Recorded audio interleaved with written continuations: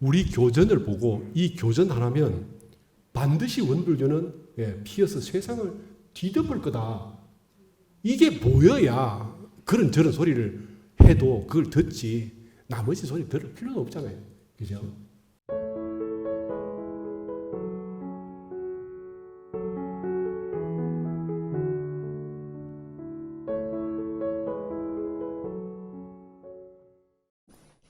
저는 사가의 누나가 한 사람, 그리고 형이 한 사람이 있습니다.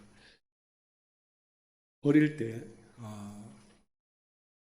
누나는 이제 3월 5일생이고 저는 이제 10월 달에 태어났는데 10월 넘게 이제 음력으로 보면 이제 양력으로 11월 넘게 되겠죠. 12월 초 이렇게 되는데 누나는 이제 띠가 소띠고 저는 이제 뱀띠입니다. 그러니까 사람들이 와서 이야기하기를 누나는 소띠인데 3월에 났기 때문에 어떤 느낌인지 아시겠죠? 소는 3월에 이제 막 일을 시작할 때에 고생을 오지게 할 때 태어나서 일생이 힘들 거다. 그렇게 이야기를 했고 저한테는 이제 뱀띠인데 10월 말에 태어났으니까 이제 마음껏 먹고 가서 쉴 때다. 이렇게 이야기를 했어요. 이게 이제 누나는 굉장히 억울했죠. 내 인생이 힘들 거에 대한, 어떻게 힘들지는 모르지만 힘들 거라는 그 생각 때문에 운이 나쁘다. 막 이렇게. 근데 이제 저는 이제 그 소리를 들으면서 저는 이제 아주 편안하게 아무것도 할 필요 없이 굴 속에 들어가서 자면 되는 아주 편한 때에 태어났기 때문에 그 기분이 참 좋았어요. 그런 말을 들을 때. 그렇겠죠. 그 5, 6, 7, 10살, 12살 이럴 때도 계속 그걸 들었거든요. 한 번씩 심심하면 이 시골에서는 그런 운명들을 믿잖아요. 참 그렇게 그러니까 제가 이상하게 집에 가면 뭔 일이 다 끝나면 제가 가게 되고 뭐 처음에 농사 지을 때도 며칠 험한 일 다 끝나면 이제 제가 가고 가면 다 끝나 있고 끄트머리 조금 하고 이렇게. 근데 이제 또 어머니는 항상 큰 딸이니까 일하러 갈 때 꼭 데려오고 다니죠. 그죠? 그렇게 하니까 맨날 누나는 일을 하고 실제로도 그랬어요. 그 집에서. 그러니까 그런 것에 대해서 이제 누나가 항상 저한테 이렇게 저를 항상 들먹거리면서 자아는 일도 안 하고 맨날 그렇게 그래서 그게 왠지 이게 내 운명인가 보다. 참 좋았어요. 그것이 그 어릴 때는 뭔가 그런 걸 좀 작게 하고 편하고 이런 걸 좋아하잖아요. 그래서 참 좋아했는데 원불교에 와서는 완전히 운명이 달라졌습니다. 제가 첫 출가를 했는데 하필 기획실 간사를 살게 돼서 기획실은 원래 간사가 별 할 일이 없죠. 서류 몇 개 옮겨주고 갖다 놓고 이런 건데 제가 가는 출가한 해가 교단 3대 설계 특별위원회가 만들어져서 그 우리 효산 법사님께서 이제 위원장이 되시고 그 일이 막 끝도 없이 밤까지 회의를 계속하고 뭐 이렇게 할 때 제가 그러니까 옆에 국제부의 어떤 교무님께서 저한테 하시는 말씀이 야 인원이는 평생 일 많겠다. 그래서 왜요? 그랬더니 그 일 없는 기획실이 네가 오고부터 일이 많아졌으니 너는 아마 평생 일이 많을 거야. 그래서 그걸 들을 때 별로 안 좋았어요. 그게 정말 그럼 어쩌지? 그랬는데 실제로 살다 보니까 제가 일에 쌓여서 일 속에서 살았습니다. 그 출가한 이후에 출가를 안 했으면 그 10월의 뱀처럼 맨날 놀면서 이렇게 살 건데 출가를 하고 보니까 완전히 운명이 바뀌어서 사실은 이 강남에 오기 전까지 항상 일 속에 24시간 자다가도 일 생각하고 이렇게 하는 데 살았거든요. 근데 이제 그게 전무 출신은 제가 지원해서 했기 때문에 일 많은 것이 뭐 억울하진 않았죠. 억울하면 나가지 않겠습니까? 그래서 참 삶에서 보람도 있고, 그런데 제가 이제 전무 출신을 하면서 20여 년이 넘어가면서 다른 사람들이 제가 학교 다닐 때는 오인호는 샌님이라 저는 학자라서 일에는 아마 꽝일 거다 그랬는데 딱 부교물을 달고 그때부터 일 속에서 살았거든요. 근데 한 20년, 25년 이렇게 사니까 일 많은 것이 이게 나쁜 게 아니다. 옛날부터 부자는 옛날에 일부자다. 촌의 부자는 그렇죠. 촌의 부자는 다 일부자잖아요. 그래서 일 많은 것이 나쁜 게 아니고 참 감사하다는 생각이 들기 시작했어요. 그게 만일에 일이 없었다면 내가 어떻게 단단해졌을 것이며 어떻게 그 어려움을 알았을 것이며 그리고 어떻게 이 세상 사람들을 함께 가고 안고 가고 더불어 가고 희생하고 양보하고 봉사하고 그런 재미를 어떻게 알았을까. 그러면서 제가 지나왔던 일은 속속들이 이렇게 고생을 많이 했고, 특히 제가 또 한번 말씀을 드렸겠지만 저는 공짜로 되는 일이 없었어요. 항상 애를 써야 이렇게 성공은 되는데 애를 써야 되는, 그래서 제가 전생에 뭔가 이렇게 많이 놀았나 보다 그런 생각도 들었습니다. 어쨌든 이제 그 과정에서 지금 제가 생각해보면 누구를 막론하고 애를 쓰면 안 될 일은 없다는 생각은 들어요. 근데 문제는 이제 일이 싫고 어렵다고 생각하기 때문에 어떻게 하면 피할까? 그 생각으로 머리를 돌리기 때문에 일이 힘들죠. 그리고 저도 지금도 보면 해야 될 일은 하지만 안 할 수 있으면 좀 쉬면서 가면 어떨까? 아직도 이 업장이 남아 있습니다. 제 속에. 그런데 이 일이 돼야 될 일 같으면 뭐 스스럼 없이 이렇게 주저없이 하긴 합니다만은 그렇게 큰 목표나 어떤 결과가 안 보이면 게으르고 싶은 마음이 많이 나죠. 그래서 제가 그런 생각이 한번 정리되면서 우리 누나한테 한번 물어봤어요. 근데 누나는 그 이후에 일생을 참 힘들게 살았습니다. 자식이 3명인데 아이들 뭐 이렇게 집도 사주고 뭐 이렇게 하려니까 뭐 쉽겠습니까 그게? 이제 일생을 애를 많이 써서 살길래 한번 제가 명절에 한번 집에 갈 일이 있어서 갔다가 누나한테 물어봤어요. 누나 소띠라서 애 많이 썼지. 남한테 말 다 못하지. 그렇게 사람마다 남에게 어떻게 다 말하겠어요? 근데 누나 내가 한번 물어볼게. 누나 소띠라서 일 많잖아. 근데 일 많이 하는 게 좋아? 안 하는 게 좋아? 그러니까 안 하는 게 좋지. 그렇게 말을 했어요. 그 다시 물었죠. 아니 애들을 위해서 누나 애써서 애들이 다 자리를 잡잖아 이렇게. 근데 그걸 위해서 누나 희생한 게 죄송합니다. 기쁘지 않았어? 이렇게 물었더니 정말 좋았다. 그래서 소띠 엄마인 것이 뭔가 좀 억울해? 전혀 억울하지 않대. 그래서 내가 이렇게 해서 자녀들이 자리를 잡고 반듯하게 살아갈 수 있도록 이렇게 하는데 받침이 되고 밑거름이 된 것이 다음 생에 누나 또 이거 선택하라면 하겠어? 하겠다는 거죠.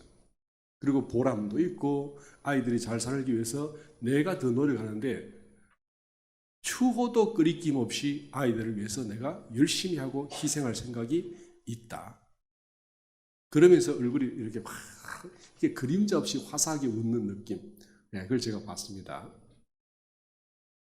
우리가 만약 진실로 사랑할 대상이 있고 그 사랑하는 대상을 향해서 희생하고자 한다면 나의 모든 것을 하나도 아끼지 않고 다 쏟아부을 수 있다. 우리 교도님 다 그러시죠? 자식을 위해서 해주는데 뭐가 아깝겠어요? 산에 가서 밭에 가서 김치 해와가지고 버무려서 아파트까지 갖다 주고 무거운 거 들고 낑낑거리고 그게 싫습니까? 그럴 리가 없잖아요. 네. 그래서 소띠가 안 좋다고 생각을 했는데 소띠가 참 좋구나. 우리가 이 쥐소 범토 이렇게 할 때 이 소띠는 쉽게 말하면 이제 희생이거든요. 그렇잖아요. 그러니까 그거를 사람들이 소띠는 천액이라 그럽니다. 뭔가 이렇게 그 사주에서 그럼 뭔가 애쓰고 힘들고 아쉽고 뭐 이런 것이 꽉 찬 게 소띠다. 이렇게 하는데 제가 지금 와서 보면 소띠는 참으로 복받은 띠다 하는 생각이 들어요. 모든 것을 다 주는 것이 소다. 그러죠. 옛날에 전생에 죄를 많이 지으면 소가 된다. 게으르면 소가 된다. 이렇게 하죠. 소가 되면 왜 그 소가 되냐? 소가 돼서 남의 집에 가서 일생을 마칠 때까지 농 갈고 밭 갈고 일해주고 그리고 이 술에 끌고 이렇게 살잖아요. 그래서 평생을 살다가 죽을 때는 모든 것을 다 사람들에게 몸까지 싹 주고 그리고 이제 인생을 마치는 게 그 소잖아요. 그러니까 소가 되면 가장 이렇게 빚을 많이 갚을 수 있기 때문에 빚 많이 진 사람이 다음 생에 소가 된다. 이렇게 했죠. 근데 요새는 소가 논을 갑니까? 밭을 갑니까? 소가 참 편하죠. 태어나서 어떻게 해요? 죽을 때까지 맨날 놀다가 이제 가는 거예요. 요새는 소가 돼도 빚을 못 갚아. 그렇죠? 그러니까 죄 지은 사람이 이제 빚 갚을 길이 어려워졌어요. 이게 요새는 제가 생각해보고 옛날에는 누구에게 희생당하고 고역으로 억척같이 일하고 막 이런 것이 많았는데 지금은 그렇게 희생당하지 않는 시대가 됐기 때문에 사람들이 그렇게 그 남에게 민폐를 많이 끼치고 놀고 누군가 어떤 여자가 시집을 가서 시집 간 그날부터 죽을 때까지 고생만 하다가 돌아가시면 그분에게 누군가가 빚진 사람이 있겠죠. 그럼 그 빚진 사람은 어떻게 해요? 술 먹고 놀고 노름하고 그렇게 한량처럼 돌아다니면서 논밭 팔아먹고 이렇게 사는 사람이 있었잖아요. 그러니까 다음 생에 그걸 갚아야 되겠죠. 그래서 소가 된다. 근데 지금은 그렇게 못 사는 사회 구조가 됐잖아요. 그죠? 그렇지 않습니까? 네. 노름은커녕 1년만 집에서 뒹굴면 다 이혼해버립니다. 그러니까 그렇게 소가 될 만큼 빚을 질 기회를 주질 않죠. 우리 사회가. 네. 그래서 소가 돼서 앞으로 이렇게 업을 갚는 시대는 이제 지나갔다 하는 생각이 드는데 희생이 기쁨일 수 있냐? 이걸 제가 이제 주제로 말씀을 드리려고 해요. 제가 6살, 7살 이럴 때부터 들었던 그 소는 고생하고 힘들고 인생이 힘들고 애쓰고 노력하고 이렇게 헌신하고 애끼고 이러는 것이 과연 그게 해롭기만 하냐, 안 좋기만 하냐, 이 생각을 한번 다시 정리를 하셔야 되겠죠. 우리가 뺏기고 좋아할 사람이 어디 있겠어요? 그런데 자꾸 주다 보면, 자꾸 하다 보면, 그러면 주는 것이 한 번 될 때는 손해란 생각이 들지만 자꾸 주다 보면 생각이 달라지는 거죠. 그래서 특히나 만일에 사랑을 하고 내가 그 사람에 대한 애정을 가지고 키우려고 하고 도와주려고 하고 이런 마음이 있을 때는 그 희생은 참 기쁨으로 다가오게 됩니다. 제가 저는 이제 시골에서 태어났다 말씀드렸잖아요. 지금은 부산이 됐지만 옛날에는 그 빨간 버스를 타고 1시간 반을 가야 우리 집에 도착을 하게 되는 곳인데, 그러니까 이제 시골 참 저희 동네가 제가 고3 때까지 책을 집에서 한 번도 본 적이 없다고 말씀을 드렸을 거예요. 한번 기억나실 겁니다. 그런 동네에 살았기 때문에 공부가 뭔지, 대학을 어떻게 가는지, 뭐, 이런 거를 생각해 볼 수가 없는 사회에서 살았어요. 아버지 농사 짓고, 큰아버지 농사 짓고, 옆집 아저씨 농사 짓고, 막 눈에 보이는 사람은 모조리 소 몰고 논에 가서 농사 짓는 그런 동네였거든요. 그래서 저희들은 어릴 때, 제가 고3 때까지 소를 몰고 산에 소미로 갔어요. 그러니까 뭐 하겠습니까, 거기서? 그리고 이제 대학을 들어갈 때, 그 고등학교 가면 장래 진로를 쓰라고 그러잖아요. 그러면 이제 시골에서 아버지처럼 농사 짓기는 싫은데 그 진로에다가 뭘 적어야 되는지 몰랐어. 적을 게 없는 거예요. 그 학교 선생님들이 네가 국어를 잘하니까 국어 국문학과를 써라. 그렇게 이제 썼던 거죠. 근데 제가 그 조그만한 시골 아무도 공부하지 않는 동네니까 어쩌다가 제가 1등을 안 했어요. 거기서. 근데 그 1등이 도시에 나오면 한 40등이나 될 그런 실력밖에 안 되는 이제 동네였는데, 그것도 1등 했다고 우리 어머니가 그 소문을 듣고 좋아서 일을 막 10배나 하는 거예요. 한번 생각해 보세요. 아들이 그 1등 했다고 갑자기 그 일이, 야, 너네 엄마 이러다 죽겠다. 옆에 아줌마가 그렇게 말을 해요. 그러면 한번 생각해 보세요. 어머니들의 기쁨이 뭘까요? 그 희생이라니까요. 열심히 일하는 거라요. 그렇지 않겠습니까? 우리가 희생이 뭔지를 잘 모르니까 희생 같은 걸 하기 싫다라고 생각하고, 혹은 나하고 관계없는 사람이 괜히 차 마시는데 차값 안 내면 짜증나잖아요. 근데 다른 사람이 내 돈으로 차 마시면 기뻐할 수도 있는데 모르면 안 되는 거거든요. 희생이란 이런 거예요. 그러니까 받는 게 좋으냐 주는 게 좋으냐라고 물어봤을 때 받는 게 좋지. 제가 볼 때 이 인생을 모르는 사람, 삶의 맛을 모르는 사람들이죠. 일 많이 하는 게 좋으냐 안 하는 게 좋으냐. 안 하는 게 좋다면 제가 볼 때 그 사람은요, 사실 이 인생에서 별반 성공할 가능성이 없는 사람이에요. 그렇지 않습니까? 주변 돌아보세요. 하는 게 재미고 내가 뭘 골라서 그거 하는 것을 즐기는 것을 찾아내고 거기에 재미를 붙이고 그 사람이 성공하지, 안 하는 게 좋은 사람이 어떻게 성공을 하겠어요? 진리는 절대로 그런 사람한테 성공 주지 않습니다. 그러니까 아이들이요, 뭐라도 재미를 붙이고 그게 뭔지 몰라.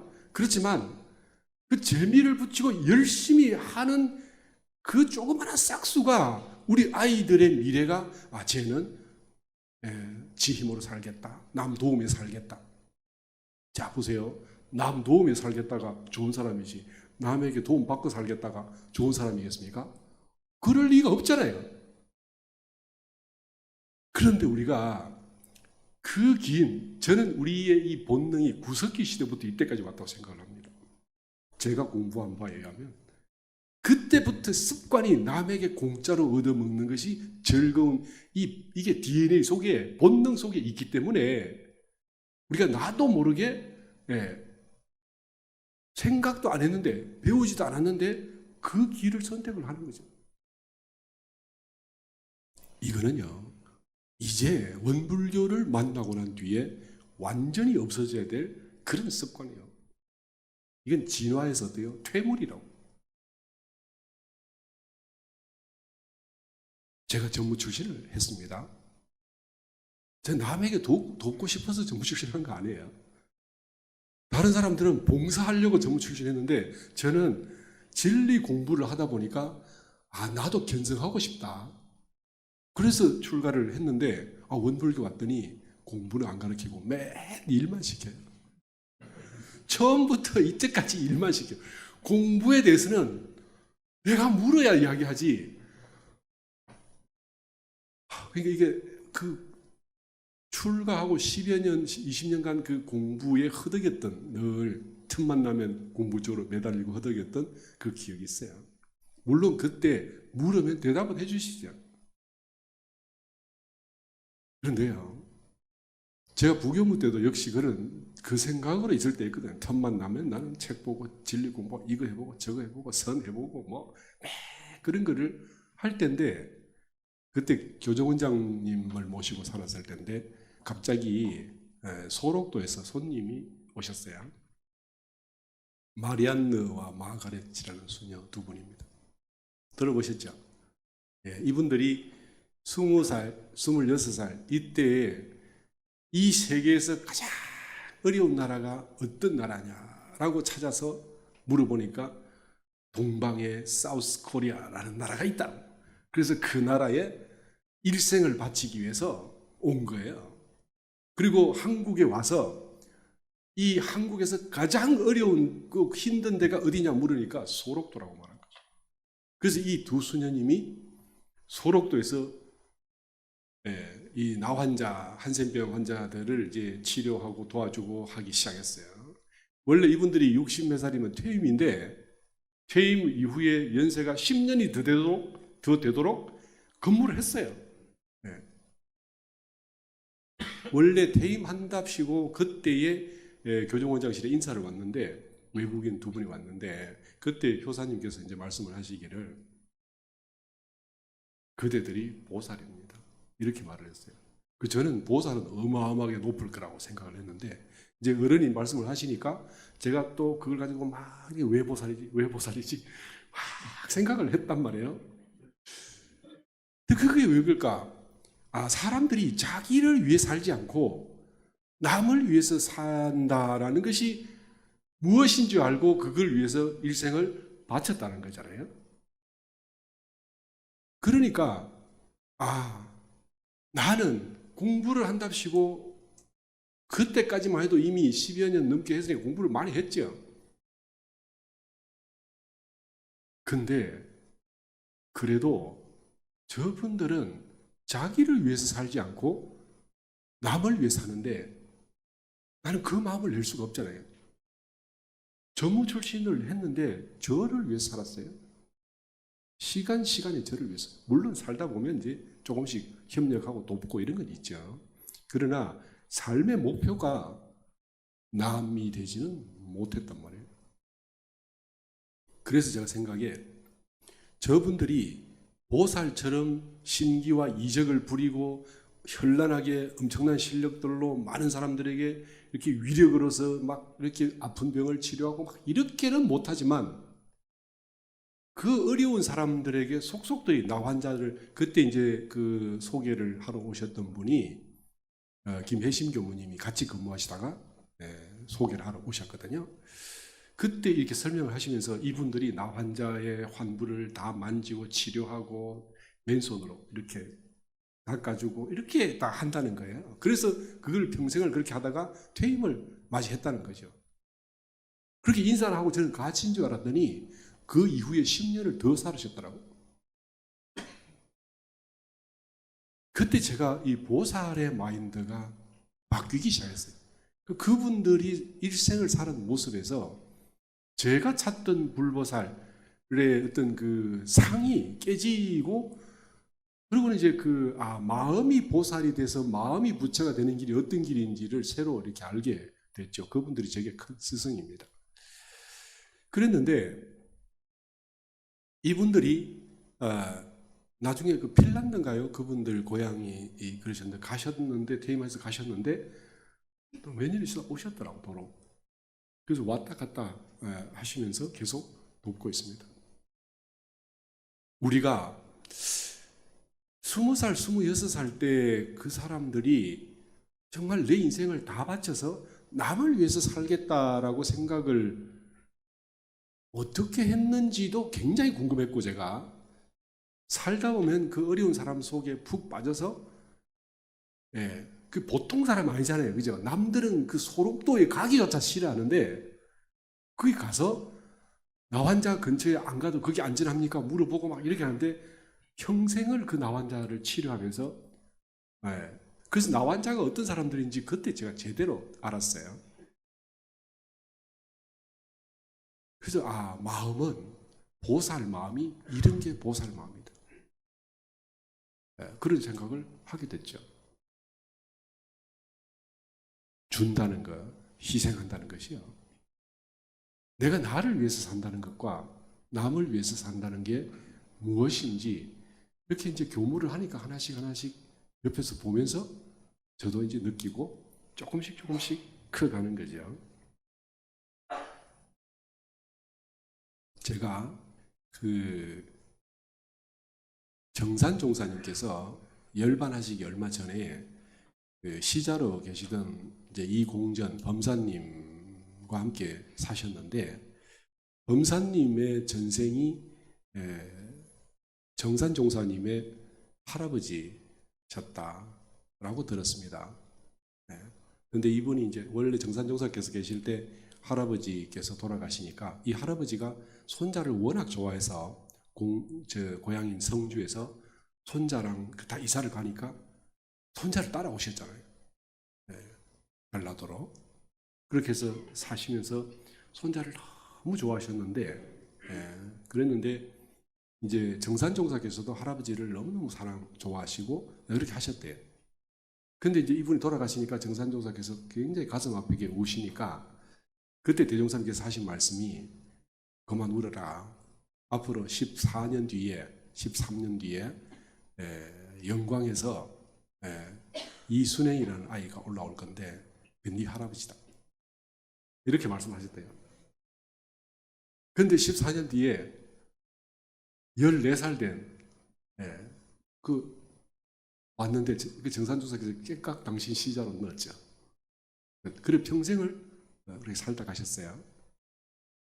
근데 그 돌아가시기 직전에 그 정산조사께서 공전아 우리 소성리 한번 가자. 내가 달마산이 보고 싶구나. 근데 그때 이제 아프셔서 몸을 못 움직이실 때예요. 내가 조금만 나아지면, 몸이 조금만 좋아지면 우리 소성리 한번 가자. 이거 소성리가 정산종사 고향 마을인 줄 아시죠? 그 성주 거기가 동네 이름이 소성리예요. 그리고 그 달마산의 뒷산인데 그러시다 결국 못 보시고 열반하셨죠. 정산종사께서 평생을 출가하시고 영광과 익산에 사시면서 한 번도 고향을 못 가셨잖아요. 그래서 그 마지막 열반 전에 고향을 가고 싶다. 그 달마산 한번 보고 싶다. 근데 이제 그 공전아 우리 소승리 가자. 이렇게 하실 때 당신은 당신 할아버지라고 절반쯤 그죠? 그러니까 이제 근데 우리 범사님은 소승리에 애정도 뭐 아무것도 없는데 그런 생각이 안 드시겠어요? 네. 그래서 이제 그걸 못 보시고 갔는데 그 범사님은 거기에 대해서 별로 이렇게 굳이 모시고 당신 몸도 안 좋은데 뭘 그까지 가십니까? 생각이 고향이 완전히 바뀌었잖아요. 이렇게 되는 거죠. 제가 그 말씀을 들으면서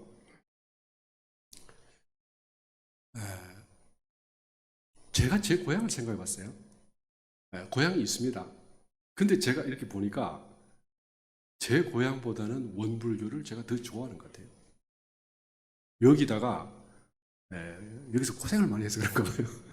원불교를 위해서 고생을 많이 하니까 원불교에 애정이 생겨서 그래서 이제 물론 오래 한 번도 못 가면 그리움이 그래서 정산종사님께 좀 죄송한 게 저희들은 이제 나이가 들어도 요새 차가 좋아가지고 마음대로 왔다 갔다 할 수 있잖아요, 그죠?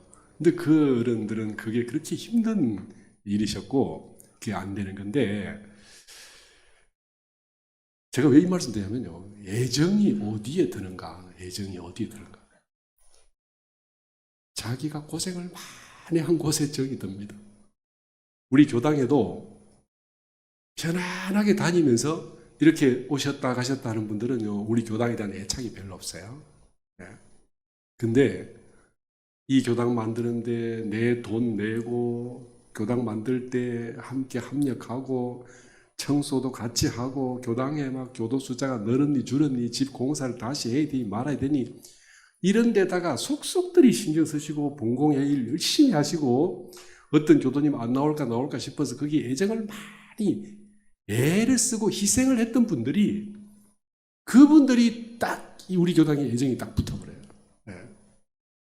제가 살아보니까 다 그렇더라고요. 모두 다. 그래서 만약에 우리 교당에 와서 한 번도 헌금금 안 내고 맨날 밥만 얻어먹고 이런 분들은 조금만 마음에 안 들면 딱 원불교 끊습니다. 실제로 그래요. 제가 봤어요. 그래서 어른들께서요. 어떻게든지 그 교도 헌금을 이렇게 뽑아내야 그래야 그 사람이 우리 교당 주인이 된다. 그 사람이 원불교를 떠나지 않아야 그래야 마음 공부를 하게 되고 마음 공부를 해야 사람이 진급이 되고 불보살이 만들어지는 것이다. 이렇게 말씀을 하시더라고요. 제가 이 말씀을요. 왜 들었냐면 그 간사를 갔을 때 1년만 하고 빨리 저는 교모가 되고 싶어서 공부를 하려고 간사하면 일만 시키잖아요. 빨리 공부를 하고 싶어요. 1년만 하고 어떻게 좀 합격하면 안 될까? 그랬더니 2년을 하라는 거예요. 착하지까지 2년 한 반쯤 했는지 모르겠어요. 군대 제대하고 바로 왔기 때문에. 그랬는데, 그때 옆에 어떤 법사님께서 하신 말씀이 원불교 밥을 먹어야 원불교 똥을 산다. 그렇게 말씀하시면서 악착같이 그게 무슨 말씀이냐면 2년을 간사 살아서 네 돈으로 학교 회비 내지 말고 원불교 돈으로 회비를 내고 네가 원불교 덕을 봐야 끝까지 네가 원불교 사람이 된다. 그 말씀을 하시더라고요. 교당에 보면요. 간혹 제가 이제 원불교에 애정이 쏙 들었잖아요. 사람들이 교무 역할을 못하면 저 사람은 교무하면 안 돼. 이렇게 말을 하거나 교도님 역할을 아까 제가 말했듯이 1년 내내 원불교에서 법회 보고 밥 먹으면서 한 번도 헌금금 안 내는 사람 있죠. 저 사람 원불교 올 필요 없어요. 사람들이 말을 하는데 아니야 그 사람 원불교 밥 먹잖아. 다 틀림없이 원불교 사람 된다. 그러면서 제 속에서 그런 분들에 대한 애정이 생기기 시작하더라고요. 그래서 이게 교무 생활을 오래 하면요. 원불교 원자만 붙으면 원불교를 한 번만 지나가면 그래서 이제 우리 여기 화장실이 1층에 있는데 사람들이 화장실 잘 들어옵니다. 왔다 그냥 화장실만 쓰고 가요. 그 사람들이. 현재 우리 부교무들이 화장실만 쓰고 하면 청소만 해야 돼요. 저 사람들 못 들어오게 막아야 되는 거 아니에요? 아니 놔둬라. 화장실 한 번 선 인연으로 다음에 또 온다. 또. 그 사람은요 원불교에 화장실인 줄 알기 때문에 급하면 와요. 항상 오잖아요. 그죠? 그 인연을 왔다가 어떻게 저떻게 모르지만 원불교 인연 되는 거예요. 급할 거 없어요. 그 사람 이 생에 왔다가 다음 생에 와도 좋고 그 다음 생에 와도 괜찮아요. 원불교 인연 걸렸잖아요. 그죠? 그게 좋지 않습니까? 우리 교도님 1년 내내 저 사람 밥만 먹고 가요. 이제 막 부교무된 사람 그렇게 말합니다. 그러면 아니 저 사람들 밥 먹고 가라고 우리 돈 내시면서 이렇게 상 없이 돈 내시는 분들 계시잖아. 그분들 공덕으로 저 사람들 밥 먹고 가는 거야. 다 인연돼. 이게 뭐냐면요. 내 것 남 주면서 아깝지 않은 그 마음이 생겨야 그래야 이제 전무 출신으로서 역할을 사실 가능하게 그게 가능합니다. 그게. 교무가요. 교당에 오는 교도님의 우리에게 민폐를 끼쳤다 해서 그 사람 싫으면 그 교화 안 돼요. 큰 교화 절대로 안 됩니다. 우리 교도님들 마찬가지잖아요. 내 덕을 남들이 입는 걸 보고 살아야 내가 스케일이 커지고 법력이 올라가고 그릇이 원대해져서 인격이 그 틀을 바탕으로 우리가 성자가 되어가는 거거든요. 내가 낸 돈 가지고 저놈 아무것도 안 하는 놈이 덕 보고 간다 이런 게 기분 나쁘면 공부해봐야 이 근지만 늘지 지혜로 만들어지고 인격이 이렇게 우리 법이 인격으로도 와서 만들어지질 않거든. 그러니까 보세요. 제가 아까 누나 이야기했잖아요. 소띠 엄마, 그죠? 그 아이들이 내 덕 보는 것이 기쁨으로, 그렇잖아요? 우리 아이가 잘 되면 기분이 좋아서 10배 일하는 우리 교도들이요. 우리가 진짜 원불교인이면 우리 교당 덕 보는 일반 세상 사람들에게서 기쁨을 느끼게 돼요. 그게 느끼려고 일부러 하는 게 아니라 저절로 속에서 기쁨이 솟아 올라오면 우리는 확실하게 원불교 주인입니다. 이 사람은 강급할 수가 없어요. 마인드는 일어나는 한두 개의 문제를 가지고 시비를 할 필요가 없단 말이에요. 제가 예를 들면요, 처음 이 원불교 강남에 왔을 때 교당이 너무 좋았는데 좀 이상하게 이 스피커가 좀 이상하게 생겼더라고. 이 좋은 교당에 왜 저렇게 멋대가리 없는 스피커가 달려있지? 그럼 생각해보세요. 제가 이 문제를 가지고요. 아니, 이걸 지을 때 교도님들이 얼마나 애썼겠어요? 근데 제가 지질이 못나면, 스피커를 저런 식으로 만들어놨어. 교도들 이상하게. 이 강남 교도 욕할 수 있잖아요. 아니, 이사님이 그렇게 애를 써서 만드는데 저걸 저렇게 해놓고 갔나? 그러면 제가 어떻게 돼요? 천지 같은 은혜에 하나 가지고 시비하는 거잖아요. 그렇죠? 온통 은혜인, 이 프레임 자체가 은혜인, 이건 못 보고 작은 걸로 시비하면 나는 그 프레임이 내 프레임이 아니야. 잊어버려요. 잃어버린다. 될 수가 없죠. 그렇게 해서. 희생은 우리가 불보살 되는 틀을 닦는 거예요. 틀을 닦는 거예요. 그러니까 불교의 육바라밀 중에서 시작이 뭡니까? 오시바라밀 나옵니다. 내 것 너네 써라. 내 걸 너네가 제대로 쓰든지 날려버리든지 어떻게 하든지 난 시비하지 않겠다.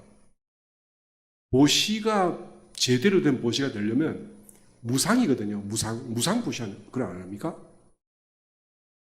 내가 일단 돈을 내놨는데 네가 그걸로 잘 먹어서 보람있게 크든 아니면 그걸로 노름을 해서 날려버리든 상관없다. 아니 근데 노름해서 날리는 좀 그러지 않습니까? 사실요, 노름해서 날리는 그것도 필요한 손실입니다. 그런 걸 여러 번 해봐야 정신이 들지. 체험이라는 걸 어떤 사람은 짧게 하고 넘어가고 어떤 사람은 오래 머물러서 넘어가는 경우도 있습니다.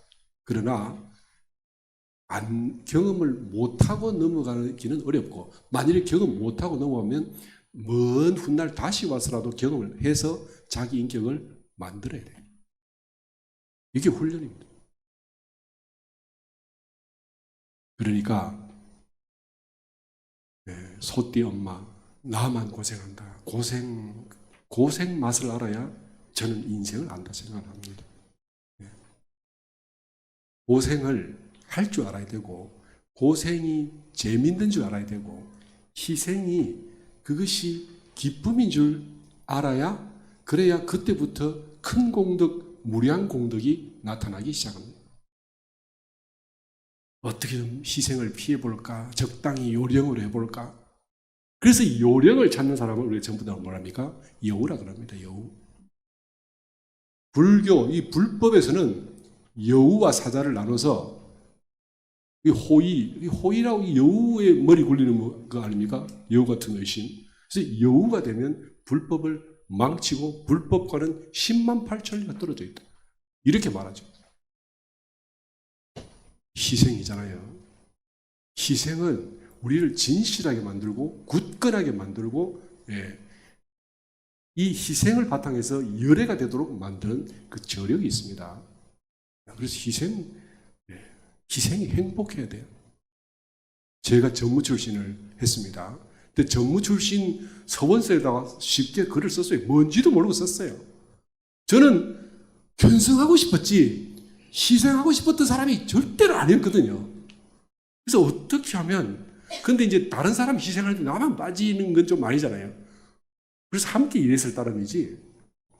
그랬는데 살다 보니까 희생이 바탕이고 희생이 이게 인격의 기초라는 걸 알게 되면서부터 피하지 않고 오히려 하고, 그래서 후배들이 이게 늘 우리 원불교에 출가한 아이들이 우리 원불교의 왜소함이나 자금으로 해서 인격이 약해지고 흔들리고 무너지지 않도록 어떻게든지 만들어야 되겠다. 저도 모르게 이게 제가 한 생각이 아니에요. 원불교 속에 살다 보니까 만들어진 생각이죠. 그렇다 보니까 교단을 위해서 열심히 안 할 수 없고 애를 쓰다 보니까 원불교가 전부 내 집이 되는 거죠. 저는 그렇게 해서 그러니까 조그마한 가정에 내 집하고 큰 원불교하고 이 원불교가 지금 뭐 큽니까? 이렇게 하실 수도 있어요. 그러나 지금 이것만 보면 안 돼요. 대종사님께서 꿈꾸었던 5만 년의 세상의 주법으로서 주세회상으로서 그것까지 다 보셔야지. 지금 이게 작다고 해서 제가 한 말씀 드릴게요. 시간이 좀 지나가도 옛날에 달마라는 사람이 제가 어디 들었습니다. 달마라는 스님이 중국 양나라에 왔어요. 양나라가 어떤 나라입니까? 양무제가 보통 사람이 아닙니다. 굉장히 다음에 말씀드릴 게 있겠지만 엄청난 사람이에요. 이분이 당대 최고의 엘리트고 혼자 일신으로 태어나서 중국의 4분의 3을 먹고 양나라를 건설해서 50년 동안 황제 자리에 있으면서 전국의 좋은 인재들 다 끌어모아서 그 학문을 진척시키고 문화를 발달시킨 어마어마한 사람이고 당대 최고의 엘리트 지식층이었어요. 그러면서 스스로 불교에 심취해서 내 땅에, 양나라에 어떤 자리에 서든지 거기서 절이나 불탑이 보이지 않으면 반드시 거기다 절이나 불탑을 세우라. 그래서 이 중국 천지에 불탑과 절이 어마무시하게 섭니다. 그 자리에 서서 불탑이 안 보이면 그 불탑 세우라. 그러니까 얼마나 대단해요. 그런 분인데 달마 스님이 와서 보고 어떻게 했습니까? 제껴버렸어요. 몇 마디 이야기하고 안 맞아서 제끼고 당신은 소림사로 올라갔죠. 저 같으면요, 그 양나라 그 어마어마한 그 황제뿐만 아니라 그 불교의 저변을 활용했겠어요. 안 했잖아요. 그리고 어때요? 소림사에서 9년 동안 면벽하고 있다가 해가 한 사람 만나서 법 전해주고 이제 내 법은 끝났다. 그러고 인도로 돌아갑니다. 지금 우리 교도님들 어떻게 하시겠어요? 불교 황제, 천하를 뒤덮은 불교를 포기하고 지금 우리 원불교 작다. 이거 볼 필요 없습니다. 우리가 작아서 양나라보다 작겠습니까? 얼마나 키워서 양나라 양무제 때의 불교만큼 만들겠어요? 그렇게 할 수 없잖아요. 그게 안 돼서 실망합니까? 그런 거요, 달마는 버려버렸어요. 뭐냐? 바른 정신, 우리의 깨달은 마음을 받을 수 있는 그 한 사람을 찾아서 그 사람에게 불법 전하고 이제 나 만족한다고 돌아간 겁니다. 지금 우리 원불교의 형세나 규모를 보고 실망 같은 거 할 필요 없어요. 이제 원불교 끝났다. 이따위 소리 하는 놈들이 있습니다. 뭐가 뭔지 도저히 모르고 저런 놈들은 불교를 갖다 줘도 모를 놈들이에요. 우리 교전을 보고 이 교전 하나면 반드시 원불교는 피어서 세상을 뒤덮을 거다. 이게 보여야 그런 저런 소리를 해도 그걸 듣지. 나머지 소리 들을 필요가 없잖아요. 그죠? 그리고 100년 뒤에 불교가 소위 정통 불교가 정신이 살아있는 불교가 중국 천하를 덮게 됩니다. 현재 우리 원불교 교세 약하다 주다 이거 너무 머리에 두지 마세요. 우리 마음속에 불법이 살아있는지 내가 지금 내 앞에 있는 불성을 보는지 여기 맞추면 나머지는 생각할 필요가 없어요. 그래서 그런 불교를 만들기 위해서 우리는요, 시작이 뭐냐? 소띠엄마라고 생각해요. 소띠엄마. 네. 그 기쁨이 만들어지면 대종사님의 뜻은 반드시 펴진다. 제가 뭘 더 쓰려고 형가의 시, 그 소위 역수가를 실었는데 이건 다음 기회에 말씀드리도록 하겠습니다. 마치겠습니다.